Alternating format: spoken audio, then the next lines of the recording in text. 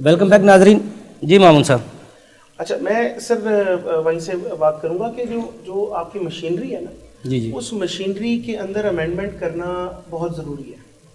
आपका SECP का इदारा था, बड़ा स्लो था, एक टिपिकल किस्म का हमारा जो कॉर्पोरेट सेक्टर में या कॉर्पोरेट लॉ लीगल सेक्टर के अंदर जो बात की जाती है, जी SECP रिफाइन इसलिए हो गया, वो कलेक्शन एजेंसी नहीं था। FBR इसलिए नहीं हो सकता कि कलेक्शन एजेंसी है। ओ भाई, ज़ाब्ते तो बनाए जा सकते हैं। आप ऑडिट की फाइल्स लेके जाते हैं, आप ऑफिसर के चेयर पे जाके ऑडिट, मामला ये है, मैं थोड़ा सा आपको उस पॉइंट ऑफ व्यू से, आपने सेक्शंस की बात की ना कि जी वो सेक्शंस कौन से हैं जो रुकावट बने हुए हैं, मैं उसकी बात कर रहा हूँ। कानून आपका FBR जितना इंटेरोगेटिव है ना, वो मेरा नहीं ख्याल कोई और इतना है। किसी भी मुल्क का आप टैक्सेशन लॉज निकाल के देख लें, जितने ज्यादा टैक्सेशन लॉज है और बहुत सी ऐसी कॉन्ट्रडिक्टिंग सेक्शंस हैं, और एग्रीव्ड पर्सन आए हमारे पास तो इसमें रेट्स नहीं मामला देखें, वकार अहमद मियाँ साहब ने एक बात की थी, वो 600 अरब जो डेली करप्शन थी, अगर इमरान खान साहब उसको ही रोक लेते अब तक हम कहाँ खड़े होते। लेकिन FBR में तो आप फेस करते हैं जो आपके रेट 5% करप्शन के थे, 5% जो हिस्सा लेते थे, अब तो कितने % पे चला गया। एक मामला थी, वो क्या फार्मूला जिसको उस लाइन को दुरुस्त किया जा सकता है, अफसरान की सीमत को दुरुस्त किया जा सकता है। उसी तरफ आ जाऊँ, वजह क्या है, वो क्यों बढ़ गई करप्शन? जो आप भी जबान ज़द आम है, शायद लोग मुंह पे ना बात करें, वो करप्शन क्यों बढ़ती जा रही है डिफरेंट इदारों में? वो इसलिए है कि बजाय इदारों को रिफॉर्म करने के, आपने उन पे प्रेशर डाल दिया रिकवरी का।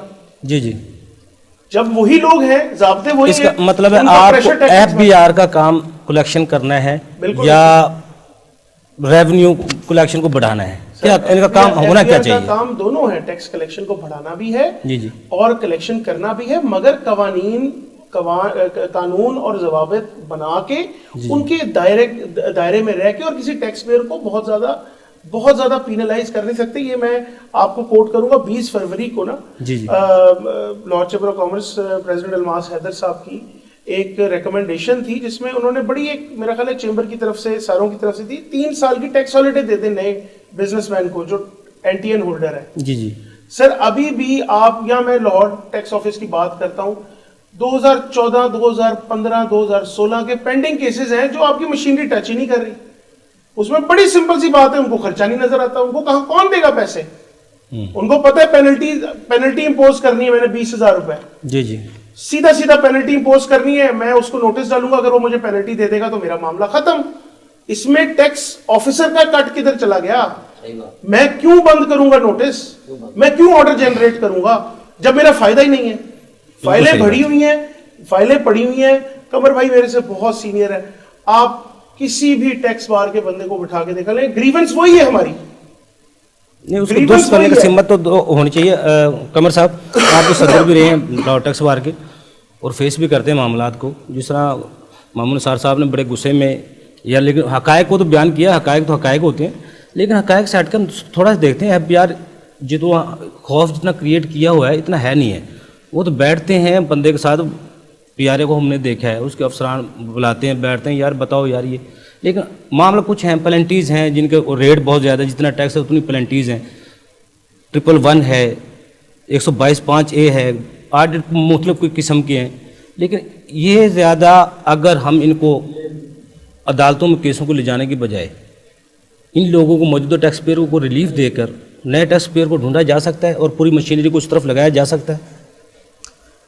देखें, हम कहते हैं ना कि हमेशा गलतियां दोनों तरफ होती हैं। FBR का तो नो डाउट इस वक्त जो किबला है ना, वो तो बहुत ही दुरुस्त होने वाला है, और वहाँ जो मामलात हैं वो तो शायद अब इस नहज पे चले गए हैं कि खान साहब को भी शायद ये सोचना पड़ रहा है कि हम इस इदारे की रिस्ट्रक्चरिंग कर रहे हैं। और दूसरी बात यह है कि शायद हमें अपने बिज़नेस कम्युनिटी की भी रिस्ट्रक्चरिंग की ज़रूरत है। उनको भी एक बात समझाने की ज़रूरत है कि टैक्स देना आपके फ़ायदे में है। ये जो हम हर वक्त एक राग लाते हैं ना, हम हर बंदा सुबह उठता है और शाम तक टैक्स दे रहा है, ये इनडायरेक्ट टैक्सेस हैं। ये वो शख्स दे रहा है जो कंज्यूमर ऑफ द गुड्स है, ये कोई बिजनेसमैन टैक्स नहीं देता। बिजनेसमैन हमेशा टैक्स की उसकी कलेक्शन करता है, उसका अमीन है इस रियासत के बिहाफ पे, वो उसका अमीन है और उसने वो पैसा उसको देना है। अल्टीमेटली वो जो टैक्स है, सेल्स टैक्स जिसकी बात करते हैं, वैल्यू एड टैक्स है, सर्विसेज का वैट है, जो हमारी जो रेवेन्यू अथॉरिटीज़ हैं प्रोविंशियल वो लगाती हैं, یہ وہ ٹیکسز ہیں جو کوئی بزنس مین اپنی جیب سے ادا نہیں کرتا. یہ تمام ٹیکسز جو کنزیومر آف گڈز ہیں وہ ادا کرتے ہیں. دوسری بات ہے جو ہم بات کرتے ہیں ڈائریکٹ ٹیکسز کی, اپنی آمدن پہ ہم کتنا ٹیکس دے رہے ہیں. انکم پہ اور آمدن پہ تو ٹیکس ہی نہیں ہے. جی میں وہی بتانے لگا نا آپ کو. ہمارا جو کمرشل طبقہ ہے جس کو ہم چھوٹا طبقہ کہتے ہیں, اس کا جی ڈی پی میں شیئر جو ہے وہ تقریباً 20% کے قریب ہے. ٹیکس میں اس کا شیئر جو ہے 1.25% کے قریب ہے. تو جو 18-18% کا گیپ ہے وہ کہاں جا رہا ہے؟ دیکھیں بہت اس میں کچھ چیزیں ایسی ہیں کہ F B R no doubt غلط ہے, اس میں کوئی شک والی بات نہیں ہے, لیکن اس کو راستہ کون دیتا ہے؟ ہم لوگ اس کا راستہ دیتے ہیں. جب ہم ٹھیک ہوں گے تو پھر ایف بی آر کو بھی درست ہونا پڑے گا. دوسری بات یہ ہے کہ سب سے جو امپورٹنٹ آپ نے بات کی 122 کی سیکشن کی 111 کی, دیکھیں یہ پروویژن آف لا ہیں. 111 وہاں انووک ہوتا ہے جہاں آپ کی جو ہمارے ہیڈز کلاسیفائڈ ہیں اس کے بعد کوئی ان ایکسپلینڈ ایسی انکم ہے جو وہ ایکسپلین نہیں کر سکتا, اس کے لیے انہوں نے ایک سیکشن رکھا ہے کہ اگر وہ اس کو ایکسپلین نہیں کر سکتا تو اس کو ہیڈ میں انکم اس کو ٹریٹ کر لیا جائے گا. جو 122 ہے اس میں آپ نے ایک ٹیکس پیئر کو اپرچونٹی دینی ہے, ایک کمشنر کی اس میں اتھارٹی ہے, ایک اس میں ایڈیشنل کمشنر کی ہے, جو آفیسر ہے وہ کمشنر کے بہاف پہ ایکٹ کرتا ہے. تو وہ کہیں اگر کسی جگہ اس کو ڈیفینیٹ انفارمیشن ملتی ہے, اگر کسی جگہ ریونیو کا لاس ہے تو وہ اس کو امینڈ کر سکتا ہے اسیسمنٹ کو. دیکھیں یہ تو ایک ان کا رائٹ ہے کہ اگر آپ سمجھتے ہیں کہ ہمارا یہ پاکستان میں جو ڈیکلیریشن ہے کیا ہم 100% ٹھیک دیتے ہیں. دیکھیں یہ ایک قانون کا اختیار ہے, ورنہ ہم نے دیکھا ہے کہ ایک جو 2003 سے سلسلہ شروع ہوا نئے آرڈیننس کا 2010 تک جو جاری رہا, تو اس میں ریونیو کلیکشن کتنی بڑی, کتنا ٹیکس پیئر بڑھا, کہاں ہم کم ہوتے ہوتے تعداد جو ہے وہ 1 ملین سے نیچے آ گئی, کہاں 12% ہماری G D P tax to G D P ratio تھی, وہ اٹھ کے 9% سے بھی ہم نیچے آ گئے. دیکھیں ریلیف ہونا چاہیے, لیکن ہم لوگ ابھی یہ شاید ہماری مینٹلی ابھی تک اس قوم کی اس حد تک ابھی ہم میچور نہیں کر سکے کہ ہم اس ٹیکس کو دینا اپنا فرض سمجھیں. آج تک ہم نے اس ٹیکس کو دینا اپنا فرض ہی نہیں سمجھا. دوسری بات یہ ہے کہ جب بھی ہم ٹیکس کی بات کرتے ہیں سب سے بڑا فالٹ آتا ہے کہ ہمارے پاس ایف بی آر کے پاس نہ مشینری ہے, نہ ول ہے, نہ ان کے پاس ان کی نیت ہے ٹیکس کلیکشن کی. لاسٹ بھی شاید ایک پروگرام تھا, ہم نے پہلے بھی بار کے ریفرنس سے بھی ایک پروپوزل بھیجی تھی جو ابھی میاں صاحب نے بھی بات کی فکس ٹیکس والی.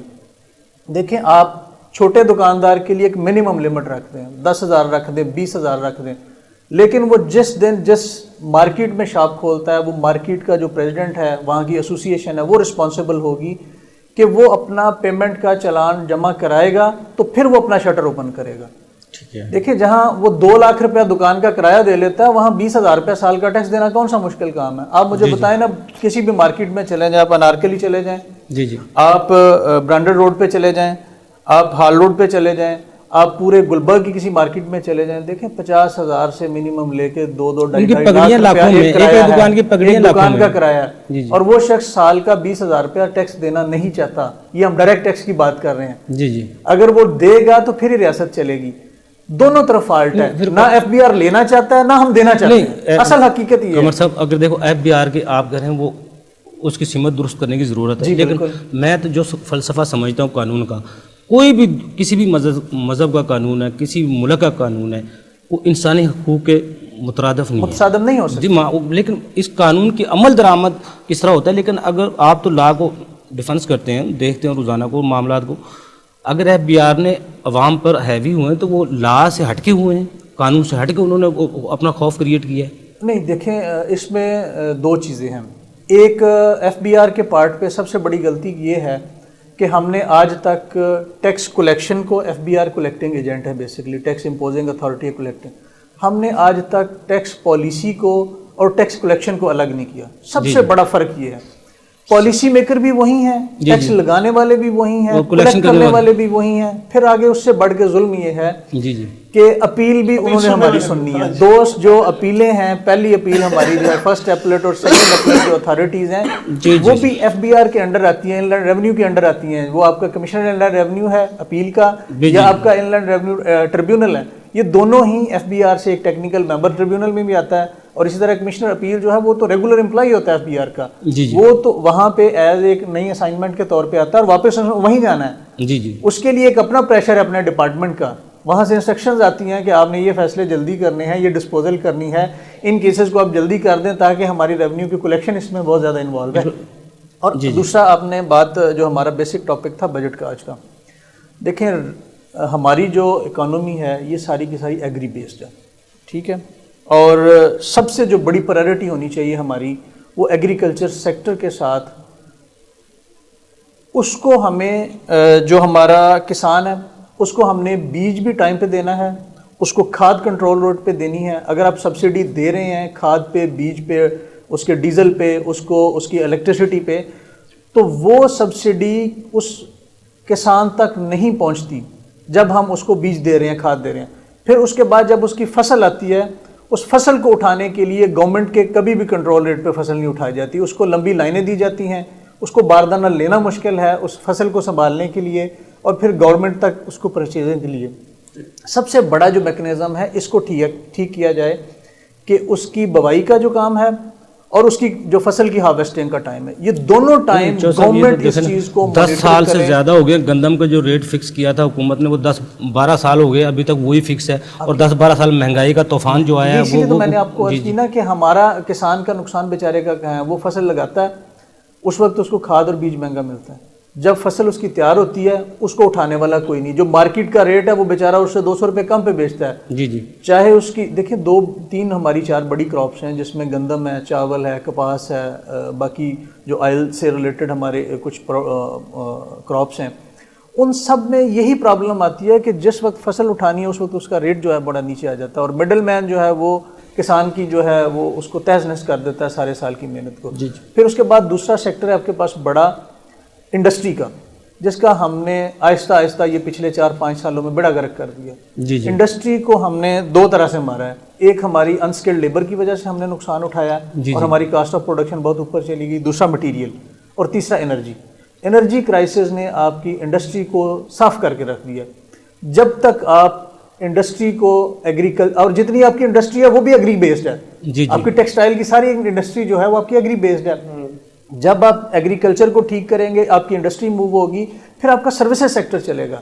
سروسز سیکٹر میں دیکھیں سب سے بڑی بات یہ ہے کہ ہمارے پاس ایکسپرٹ لوگ ہیں دنیا میں جا کے, پوری دنیا میں آپ کا نام روشن کر رہے ہیں, لیکن وہ اس ملک میں بیٹھ کے بیچارے کام نہیں کر رہے. وہ سافٹ ویئر سے ریلیٹڈ آپ کی انڈسٹری ہے, سروسز کی ایکسپرٹ لوگ ہیں, وہ ان کو ہم اس طرح سے گورنمنٹ ان کو فیسیلیٹیٹ ہی نہیں کرنے میں ناکام ہے. ریونیو آنا ہے, یہی تو وجہ آج عام آدمی کو ریلیف حکومت دے نہیں پا رہی.